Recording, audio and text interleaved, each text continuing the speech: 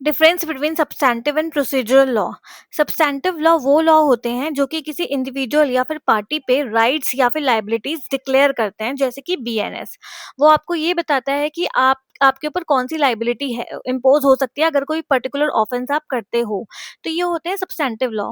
On the other hand, उन substantive law से punishment कैसे मिलेगा, उसका मैकेनिज्म क्या है, ये डिसाइड करता है आपका प्रोसीजरल लॉ, जैसे कि फॉर एग्जाम्पल बीएनएसएस।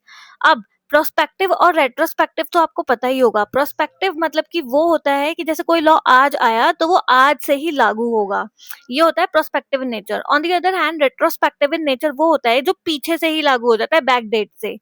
तो सब्सटेंटिव लॉ जो होता है वो हमारा प्रोस्पेक्टिव लॉ होता है, unless specifically declare to be retrospective. On the other hand, procedural law is always retrospective जब तक कि उसे प्रोस्पेक्टिव डिक्लेयर ना किया गया हो।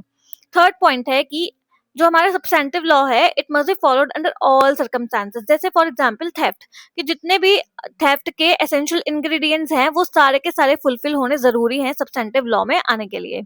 On the other hand, procedural law में ऐसा नहीं होता, not necessary to follow under all the circumstances, क्योंकि प्रोसीजरल लॉ का पर्पस होता है कि हर किसी को जस्टिस मिल जाए, टू फैसिलिटेट जस्टिस, और उसको रोकना नहीं होता। क्योंकि अगर बहुत ज्यादा कॉम्प्लेक्स प्रोसीजर बना देंगे प्रोसीजरल लॉ के अंदर, तो बहुत सारे लोग उसे जस्टिस अवेल नहीं कर पाएंगे। तो इसलिए प्रोस्पेक्टिव लॉ जो होता है उसमें हर हर नेसेसरी चीज को अंडर ऑल सर्कमस्टांसेस जरूरी नहीं होता है। तो ऐसे ही लॉ को इजीली समझने के लिए लॉ विद्या को फॉलो करो, वीडियो को लाइक करो। Thank you.